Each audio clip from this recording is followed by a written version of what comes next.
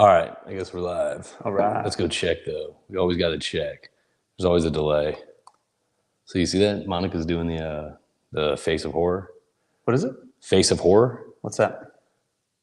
She's entering competition. And I know we're live, so I don't mind talking about this. My wife is entering competition. So she's a big horror fan, okay?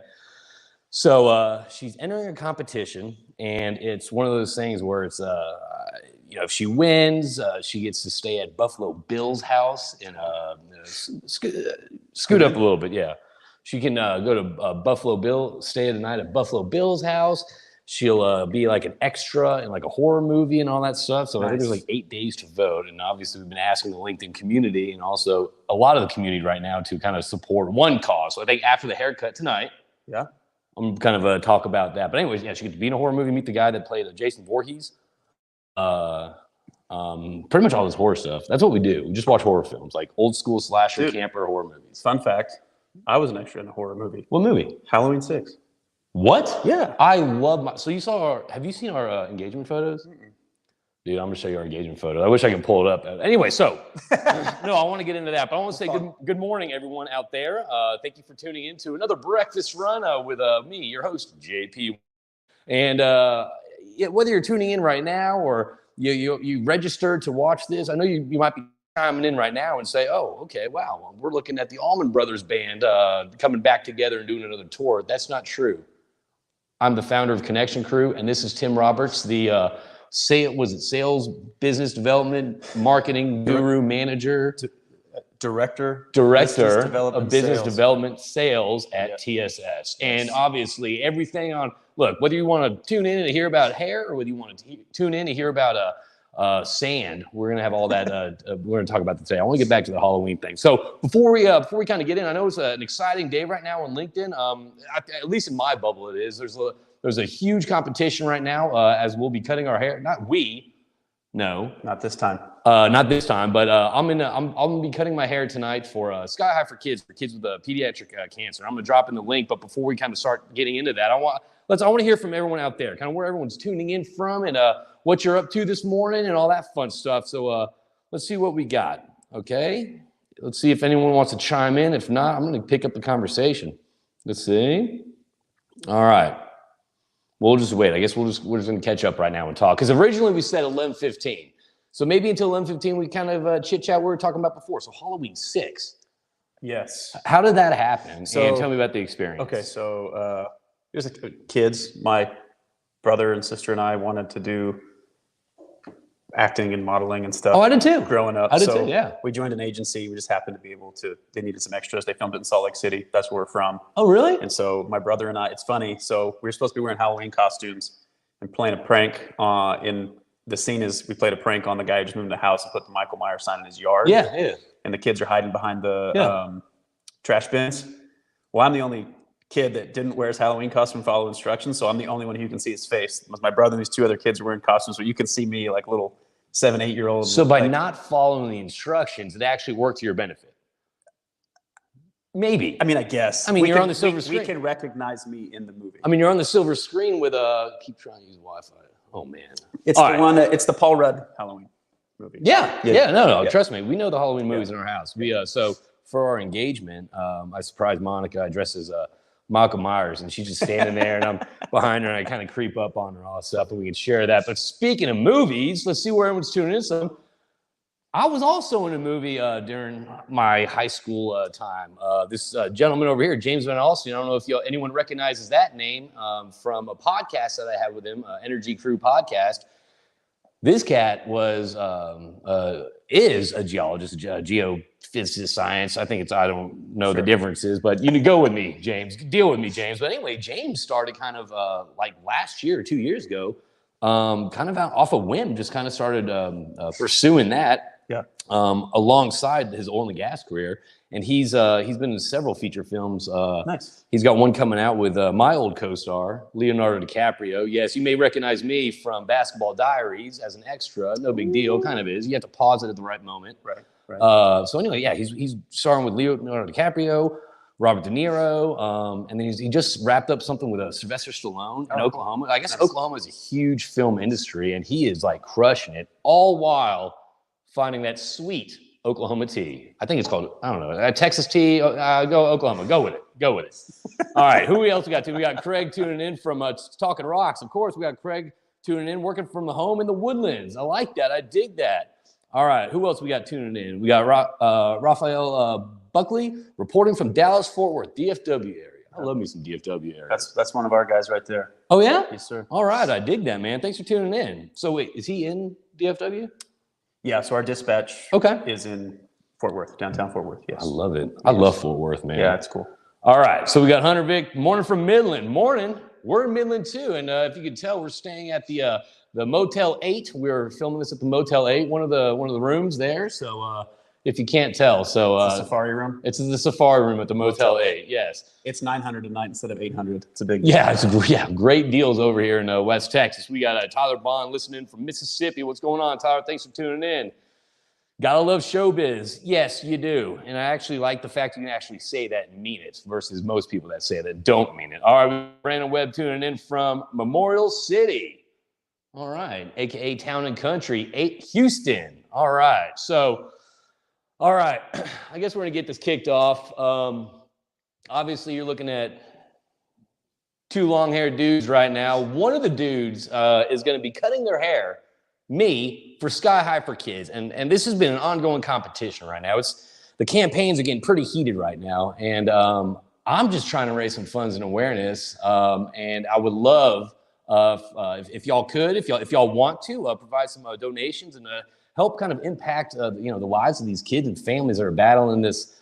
It's kind of like, I had Brittany Franklin on, the CEO of Sky High, and she's telling these stories. And dude, it is like, it's heartbreaking. So I'm just trying to raise kind of funds and awareness on that stuff, and you can kind of help out too, and help me beat the other gentleman, Keith Stelter with Arc Energy, in this endeavor. And I'm going to drop the link right here. I probably should have thought about that before. I don't like doing this stuff right now because I'm talking, but I'm also trying to find something. But just thank you for bearing with me, everyone. So so I'm cutting my hair. I'm going to drop the link in the comments, and if you feel like donating $5, $10, $1,000, $5,000, even $10,000. I mean, with inflation, $1 today, $10,000 a day is just money. Just money. You can't take it with you. I'm going to drop the link in the comments if you'd like to provide a little TLC. I dig it. So let me see if it works. I'll post it there. Got it. Okay, and I'm going to post it also on the LinkedIn live stream, and then we're gonna get chatting. But anyway, it's been fun. For those of you that haven't been following, I've made some fun videos with let's see, how do you do this? Oh, I gotta go to the events. I made some fun videos. It's actually been very enjoyable raising awareness and kind of seeing. What's funny is a lot of the hair donations this year is primarily guys.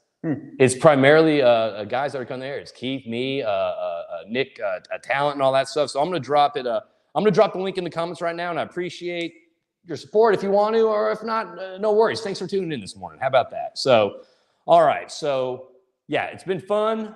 It's been, where else we got? South Texas. We got David tuning in from South Texas. We got Jeff tuning in from Bolivar, Montana. Dig it. All right. So, we're getting kicked off. So last night, my wife and I flew into Midland yesterday. Around, we were on the same flight as a couple people from Sky High. We sat next to Rispy. I took the guy's armrest, and just because he was speaking on the speakerphone on the plane, which is it's a faux pas in my opinion. Yeah, so we don't do that. We don't do that. So we had a crew club event last night. You want to talk about that a little bit before we start talking sand? Why people kind of tune in? Yeah. Crew Club's been really fun for us. I think we've been a part of it since the beginning of the year. Yeah. So about 3 quarters now. Yep. This year, so it's been really fun. It's been very impactful for personally, professionally, but the date night, spouse night definitely is the best. Yeah. So we had a spouse night last night, and we were over at Venetia. Right? Is that how you pronounce it? They have to cut my tongue out to say it correctly. Okay, I'll say it. We were at Venetia, and what we do, what we're going to start doing at Crew Club. It's not just relationships within the industry. It's kind of relationships with families, communities, and all that stuff. So we had our second date night, spouse night, whatever you want to call it, last night, and we had about 35, 40 people there. Two long tables. It was cool. 2 long tables. It was really cool. And I haven't posted the pictures yet just because this pressing matter of me cutting my hair and trying to raise funds, that's my focus right now. I'll post the picture later, but yeah, it was a good time. Yeah. It was good getting the wives and fiancés and girlfriends together and just kind of all just kind of gathering around, just kind of, you know, shooting the bull. Yeah, it's fun. It's professionally, I'll say professionally, having my wife as part of my journey in the oil field has been super impactful. Yes. I think most that have stayed in it long enough would agree with that. The relationship that they enjoy, IS. So it's been very good for us. And that's really cool just to meet other people outside of the work context of operator versus service provider or vice versa. You know, there's not the sizing up. It's, you know, your wife has a way of humbling you in front of other people quick. And there was a lot of best part. Yeah, there was a lot of wives calling out husbands out last night, especially mine, who was almost trying to get me to shave my head tonight at Sky, and I was like, all right, babe, let's calm down. We don't have to do that. I think there were some inflated donation numbers going around.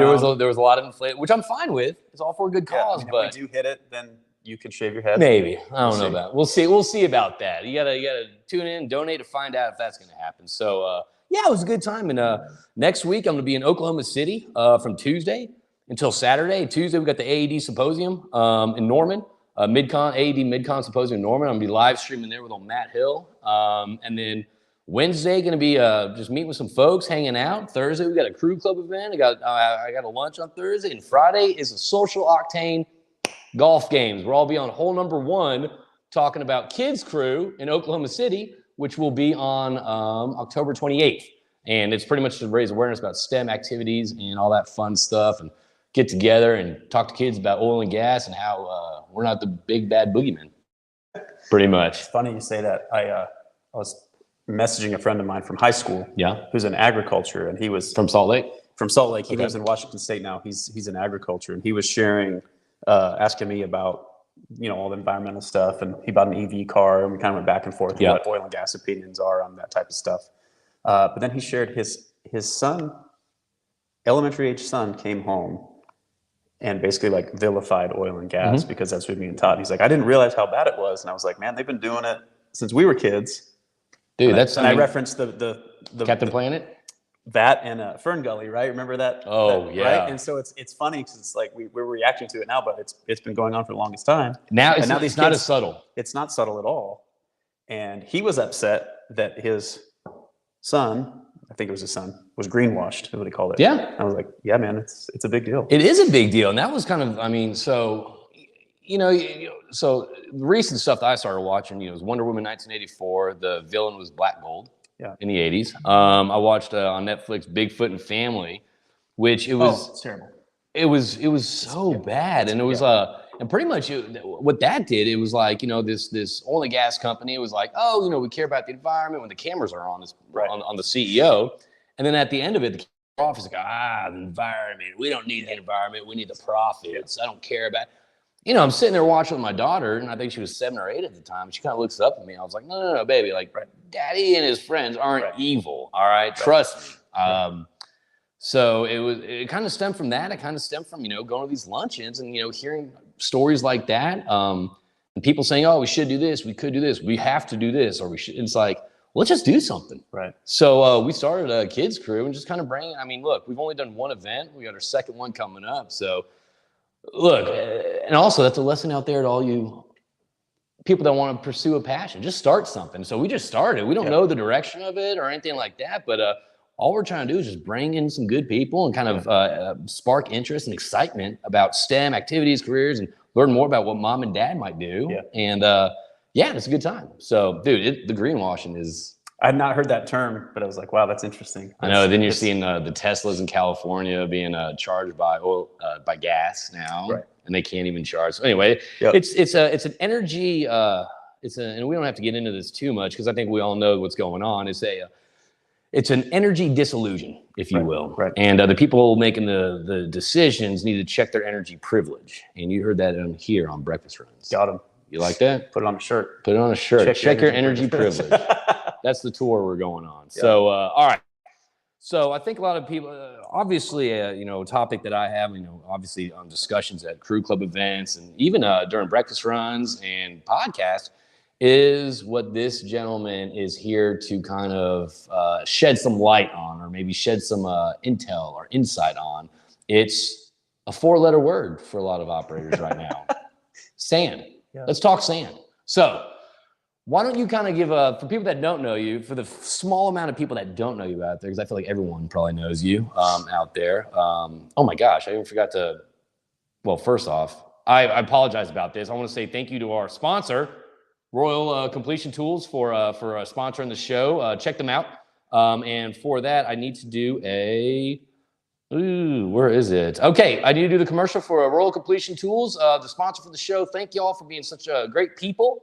With a great plug, and that doesn't slip, and here you go. To all you completion engineers, company men, and consultants out there, are you sick and tired of losing sleep over frac plugs not getting to depth, not holding pressure, or not drilling out properly? Or maybe you aren't getting the best quality and service from the bigs. Well, stop burning the midnight oil and rest at ease while using Royal Frac Plugs, the most reliable and efficient frac plug on the market.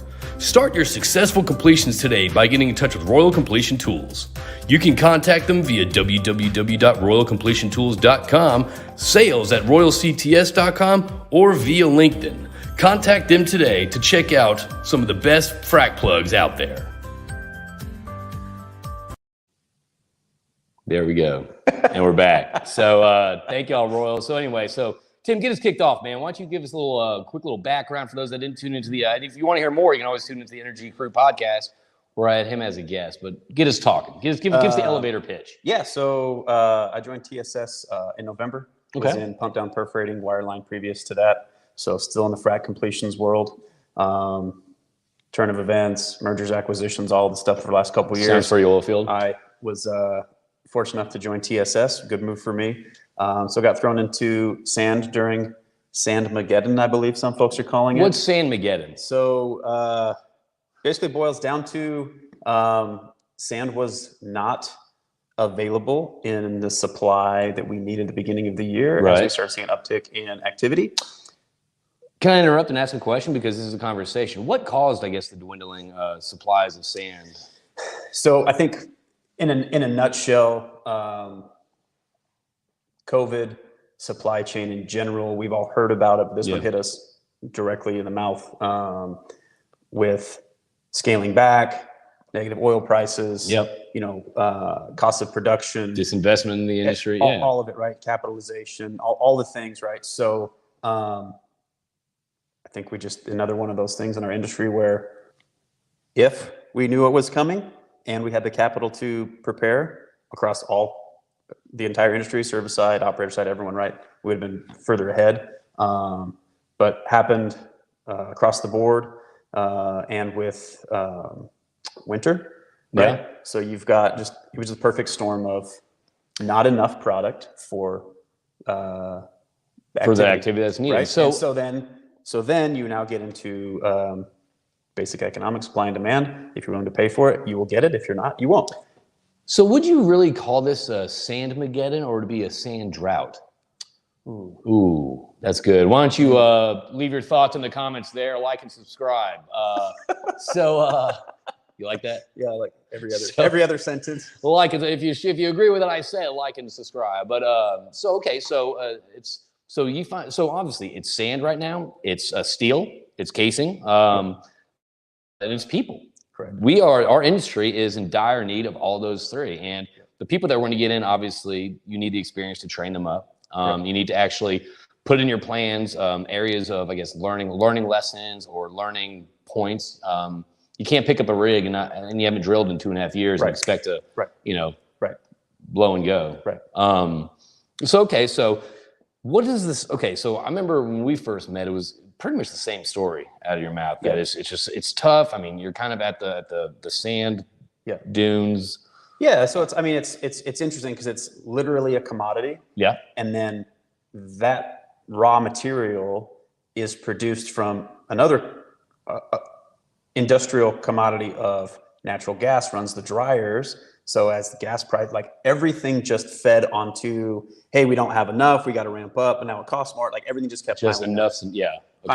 piling up to, again, if you, depending on what side of the service side you're on, if you're an operator, if you had existing contracts, you were willing to put up money, and ride the wave on either side. Like it's That's difficult. So though, man. what's really interesting is from where I was to now, the way I talk about sand with people is it's like a utility, right? You don't think about it until it's an issue, right? Right, just like AC or whatever. Or your water, right? Typically that's turned off. You don't realize how big of an impact it is until you're left without. Correct. The scarcity, the drought of it. And I think that was kind of what got us. It was a lot of what we were just talking about, psychology, money, like all of it. Just it was much more complex than just like, hey, get me some sand for my frack. Yeah. Where in the past, it's like in the past, it was like, just get me some sand for my frack. Yeah. And it's evolved to where it is now. It's so where are we? Where are we today? Because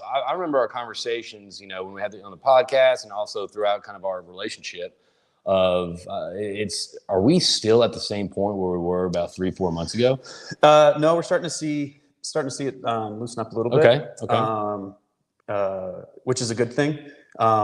Our industry has a lot of very smart, intelligent people and a lot of people willing to take risks. Yep. And so you've heard a lot of dry sand, wet sand, mobile mines, minis, rail, everything. We've explored all of them. We've settled on what we're going to do, which is continue to bottom drop dry regional sand. Okay. Or rail it in. That's what we built our business on. We're going to stay at that as a core business. The core strategy, yeah. Others are exploring wet sand, infield mines, wet mines, mini mines, things like that. And so anytime a new idea comes in our industry, people kind of pursue it. They want to test it out. They want to make sure it works. Yeah. Yeah. Sometimes if you're a first mover, like you get to say like, hey, I figured this out. And that's okay. That's okay. That's a part of it. So,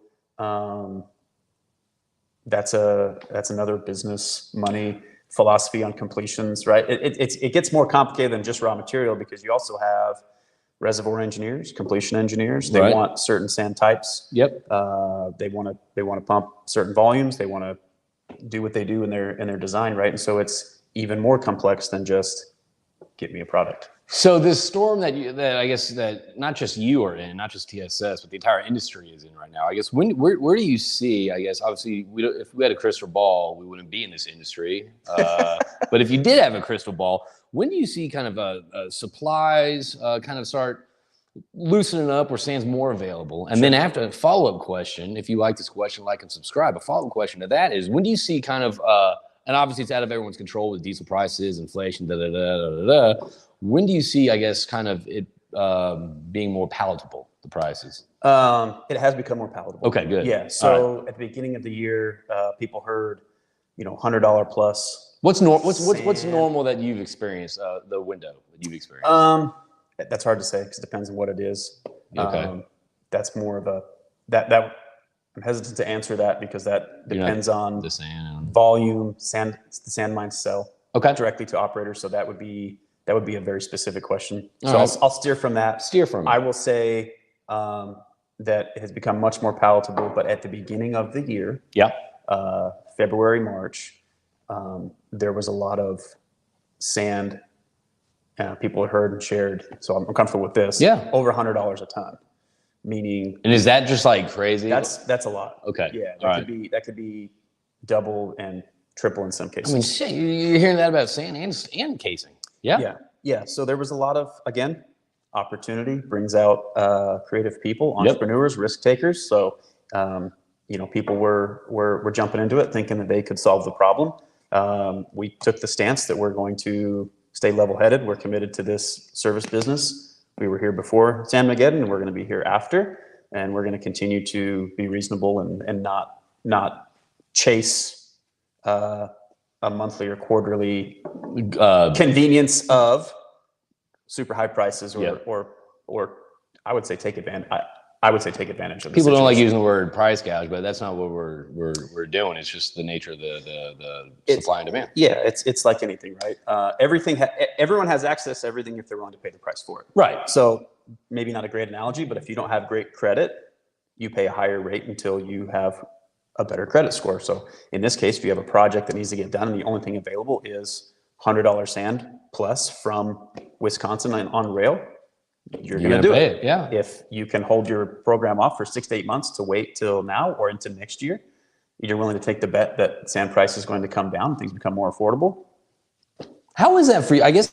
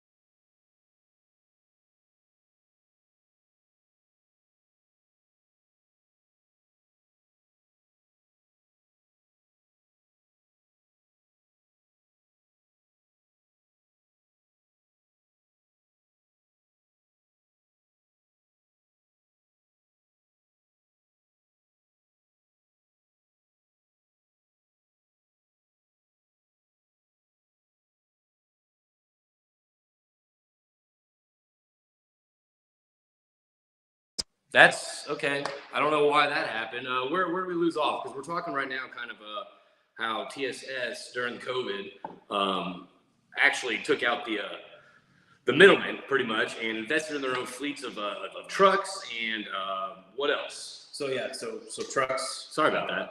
Bottom drop trailers, and then also a sister company manufactured all of our well site equipment. So silos and conveyors. So everything that we have, and also the back end support. We have an app and a very sophisticated dispatch system that's run out of Fort Worth. We can see all of our trucks, trailers, drivers, real time, well sites, everything.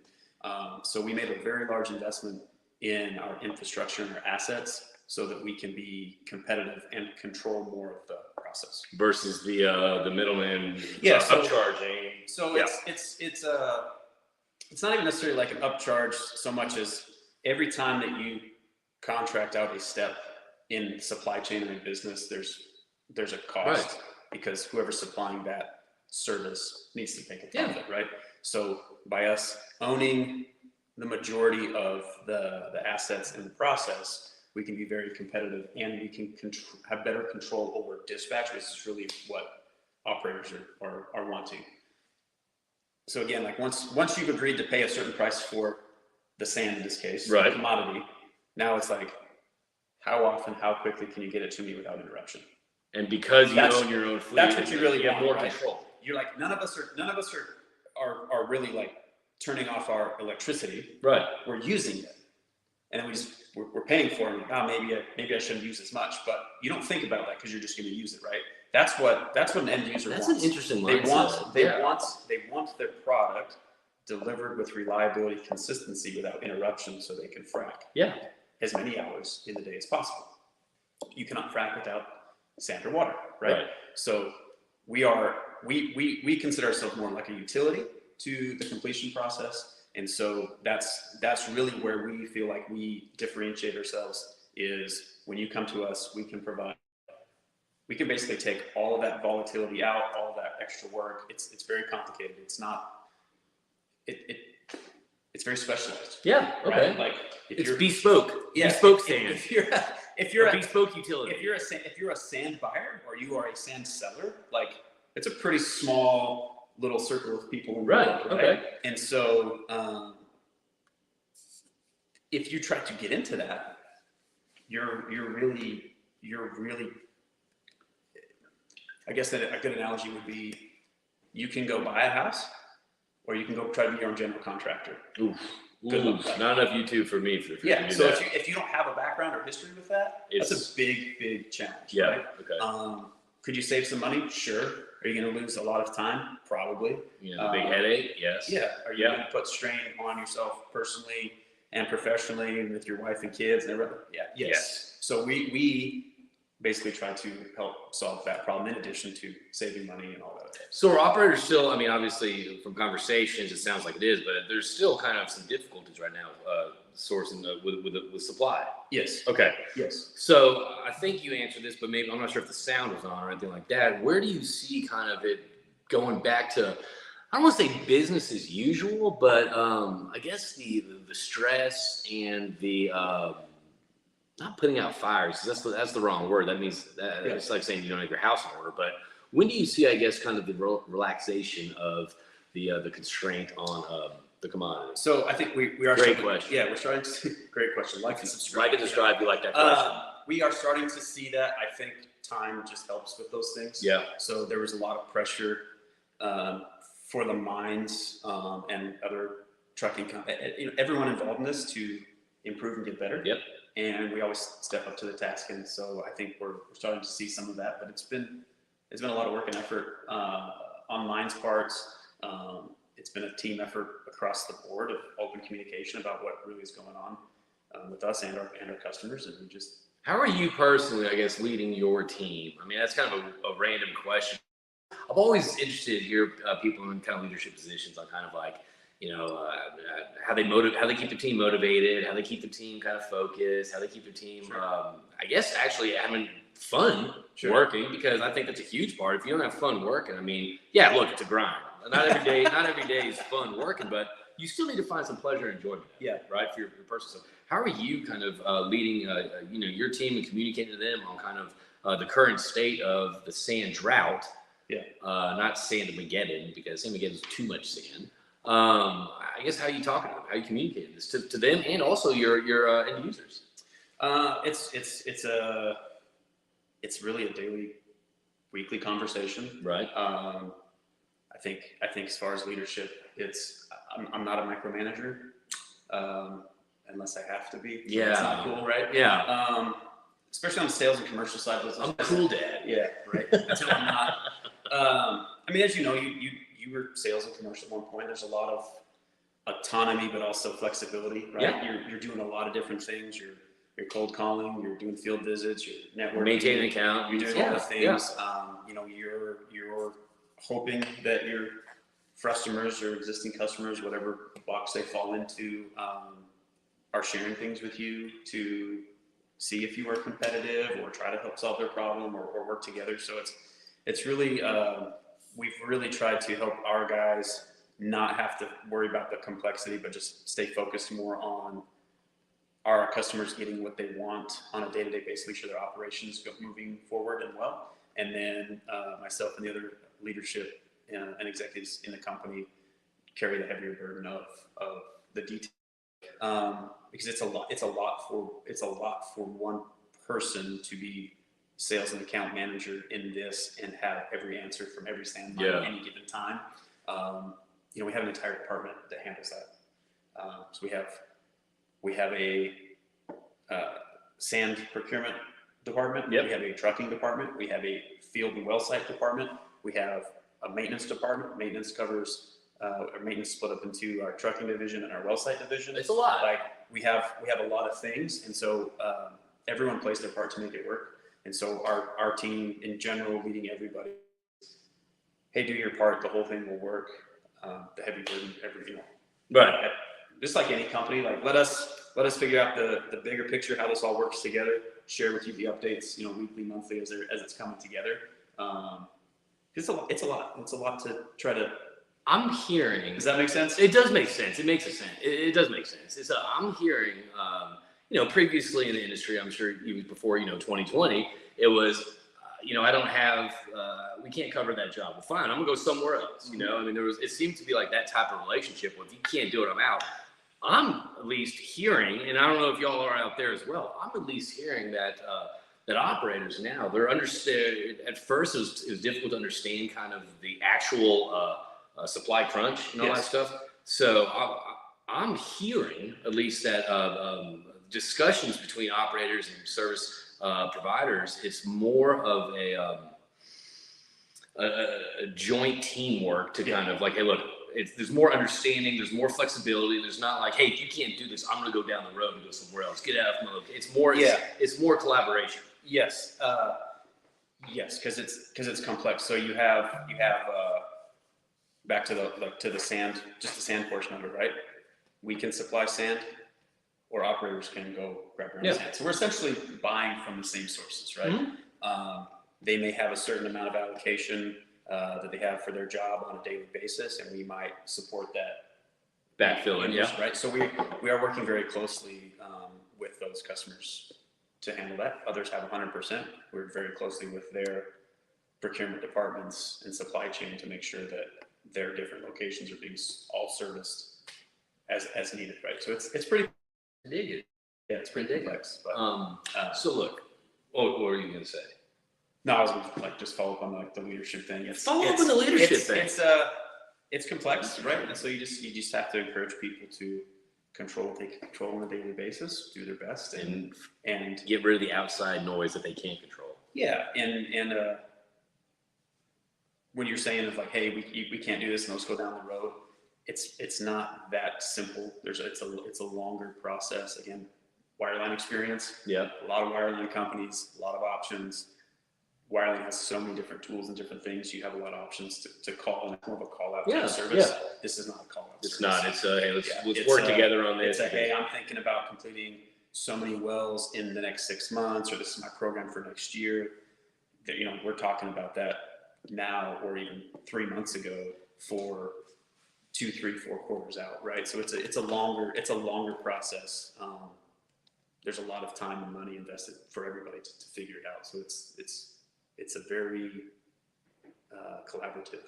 Collaborative. Yeah, That's the nature of the beast right now we're in, but I dig it. Tim, look, I know we've been talking about 43 minutes, and I'm fine for opening it up for questions, comments. You can talk about sand, you can talk about long hair, you can talk about whatever the Motel 8 we're staying in. I really don't care. Just chime in. But I want to leave Tim's number for anyone out there kind of looking to kind of get in touch with him. What's your digits? Sure. Or your email, whatever you're comfortable with. I can do both. It's not a big deal. We'll do both. So my phone number is 801 518 7137. 7137. Email is tim.roberts. Okay. At TS Sands, so TSS. Yep. Sands.com. TSSands.com. All right. I'm going to go post. I'm going to head over. Okay. For those of you looking to get in touch and get collaborative with TSS and Tim, check this out. Here's his digits. He'll take call. He's open all the time. I'll take calls any time of the day, the night, the early morning. He's all on board about taking phone calls. And if you're not comfortable picking up the phone, you can always email him here at tim.roberts@tssans.com or tsands.com, whichever one you feel comfortable with. So I'm gonna leave that up for a little bit. Well, I want to thank you first off for obviously your support. And I really dig TSS. You got Michael Moody in Houston, and you got you out here. And where else do y'all operate out of? So headquarters in Fort Worth. Okay. So myself and Blake Arthur out here on the commercial team. Our primary operation is the yards in Odessa. Yep. Pretty large operation out here. And then we have a smaller operation in the Northeast. Okay. And so we've got a couple of fleets going. We do things a little bit differently in the Northeast than we do here, just because they have different I get that. environment, Good. Geography, roads, the whole thing. And then in Houston, Michael Moody's there on the commercial team. So Adam Winkler is commercial in the Northeast. Okay. Blake and I are out here. Michael's down there, and then our headquarters is in Fort Worth. So I love Fort Worth, man. That's where dispatch, CEO, COO. That's the heart of the operation. Yeah. But no, man. I mean, honestly, I've loved getting to know you more. I love getting to know you and the fam a little bit, and also all the other cats, Blake and Michael, and all that stuff over at TSS. And was it Brian in Fort Worth, the CEO? Stewart. Yes. That's right. No, it's been great kind of getting to know all y'all. But I want to thank y'all, and I want to thank you for taking the time coming out here and talking some sand, and so we can kind of provide a little John Fitzpatrick, #TSS. That's right. Yeah. All right. So does anyone have any questions or shout outs or comments they want to kind of leave here? If anyone has any donations as well, you go up through the comments, click that link, and help me raise funds and awareness for Sky High for Kids, children with pediatric cancer. We have John saying, don't forget your IT guys at Fort Worth. Exactly. It takes Interesting that the IT guy is on the live stream. Of course he's on the live stream. He's probably John, get back to work. John, are you judging the live stream too? Is it not good? Are you not liking and subscribing because the quality's so bad? We'll give John a hard time. John, get back to work, John. That's right. Micromanaging, exactly. So I want to thank everyone out there for tuning in. I want to thank Royal Completion Tools for sponsoring this. Where is it? Right here. What else? I want to thank, obviously, you and TSS and for being us members of the Crew Club. I want to thank you for on the first podcast we had. He gave me a bottle of the Aussie. It was Aussie, right? I believe so. Leave-in spray-in conditioner. And look, oil field. We really don't talk hair products and all that stuff. I get it, but with locks like this and that, you got it. All right. It's essential, everyday part of life. But I'm going to be chopping mine again this evening. Feel free to donate. And that's kind of all I have, man. You got anything else? Any words of wisdom, or you want to say hello to anyone that might be tuning in besides John? Yeah, no, I think we're good. Okay. I think we're good. We don't want to embarrass you, do we? No. No, I dig out your Halloween. That's pretty cool. Yeah, I'll find it. Find it and send it to me. Yeah. All right. So thank you all out there. And if you have any questions or want to get in touch with me, reach out to me. Just shoot me a DM or an email. Or if you want to get in touch with Tim, you can go back to the comments and we'll reach out to him on LinkedIn and say hello. It'll be worth it. Trust me. So I want to thank you, man, and we'll talk to everyone out there. And if you're in Midland at the Sky High event, come say hello, and I'll see y'all out there. All right. I want to give a shout out, though, to my wife. There. I did it. Shout out. Love you, babe. All right.